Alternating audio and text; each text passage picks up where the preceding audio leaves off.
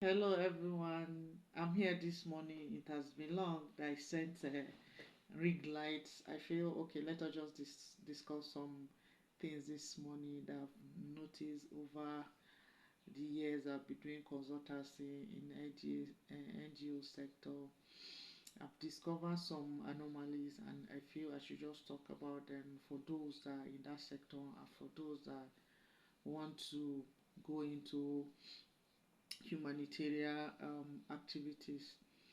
So I discover that most people they run NGO as if it is a sole proprietorship, like their personal business. They run NGO as if it's a personal business. There is a distinction between an NGO and a business that is personal. A business that is personal, let's say sole proprietorship, or you are running a company that is your own, they are two different things. That is why when you are registering NGO with CAC will ask you to do publication on two dailies, because they want the public to see the kind of people that uh, promoted that NGO, to know whether they have any character issue. Because one, NGO business has to do with trust. That is why the management of NGO, they are called board of trustees, and the one for company, they are called board of directors, because they are directing the affairs of their business. But for NGO, board of trustees, because anything that you are doing in that NGO, it is based on trust. People just bring in money and give to you to do something for them, based on the fact that they trust that organization. Everything they are giving to you is in trust, and they expect you to show some characteristics. These characteristics are what? One, transparency in whatever you are doing. You have to be what? Transparent in whatever you are doing. Transparent in the sense that they've given you money to share to beneficiaries. You have to show how that money was given to every one of the beneficiaries. That is what they call trust. You are doing this, you are building trust, you are building credibility, you are building reputation for your organization, so that more people will see that when individual A gave you money to use for a particular project, you actually use that money judiciously towards the aim for which that money was given to you. How do you show this? You show this through what? Your record. Money was paid to you to an account, right? And you are paying money to beneficiary. You are removing the money from the account, paying it to an individual account, telling the donor or the donor partner that you move money to an individual account, and you now disburse money to beneficiary through cash. How do you measure that? How do you measure that the money that you move to an individual's account to execute a project, and you ask the individual to withdraw the money as cash and distribute to beneficiary, that money actually got to those beneficiaries? Yes, you see people signing that they have collected money. How do you verify that? Because in NGO business, there is always audits for whatever you have done. So how do you show that those money actually got to the beneficiary? Because pay that money directly from the bank account to the beneficiary, you've already left what? An audit trail. If you print a statement, give to your donor partner, okay, the back statement, everything showing how the money left the account and to whom the money went to. It is very, very easy for Independent verification. It's easy for the people verifying to contact the beneficiary to ensure that that beneficiary actually what get the money. The person can then confirm, I received the money. So it is not negotiable. It is not negotiable. Always pay money from what? From your bank statement direct to beneficiary. Then even if you are paying vendors, pay money directly from the your bank account. Pay it directly to the what? To the vendors. Because one, yes, you are exempted from payment of tax, right? You are exempted from payment of tax, but you are collecting tax on behalf of the federal government, because for each of the vendor that you are dealing with, you are expected to what? Deduct withholding tax or VAT element of the transaction and remit back to federal government. If you have not done this, you are going to be penalized. You pay penalty for not filing your VAT, because that you are exempted from tax payment does not exempt you from remitting those people that you are dealing with, remitting their VAT or withholding to the federal government. So you have to be compliant in this regard. If you are not compliant, you will be fined.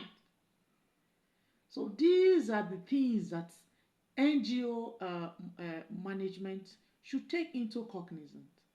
Then you see NGO, an NGO, an organization. If you register your organization with CAC, that means is you are supposed to put the appropriate structure in place, right? You will be see NGO, they have single signatory to the account. How? How can one person be a signatory to an NGO? An NGO account, incorporated trustee. You now want to do reports to the donor agent, donor partners. You see the finance officer or the account officer will be waiting for back statement for more than 3 months, because the signatory to the account, or maybe the ED of the NGO, is somewhere in America or somewhere in UK cooling off, and they will now be telling you that because of this, that they are not able to prepare their report. And it is very, very important. NGO reporting, it is sacrosanct.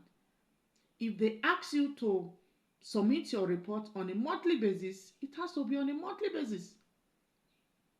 So what stop you from what? Automating your business. Allow the finance officer to be what? Allow the finance officer to be initiator and have access for downloading of statements. Because one important best practice for NGO is what? Is to be what? Doing a regular reconciliation of the business. So that in case of any mistake, error, you can correct it on time. That is the essence of bank reconciliation. Because sometimes what you have in your cash book is different from what you have in your what? In the bank. Because at the end of the month, bank takes charges. Those charges, if you don't get your bank statement, you'll not be able to what? Update your cash book. So you need to what? Do regular bank reconciliation.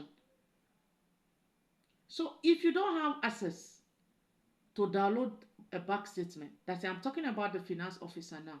So how do you do that? How do you do your reports? Because you need everything everything with NGO has to be what? Timely and accurate. In accounting, there is what we call error of commission or error of omission. If you omit anything at the point of entering those information into your cash book, that means whatever you are doing, you are just carrying over errors.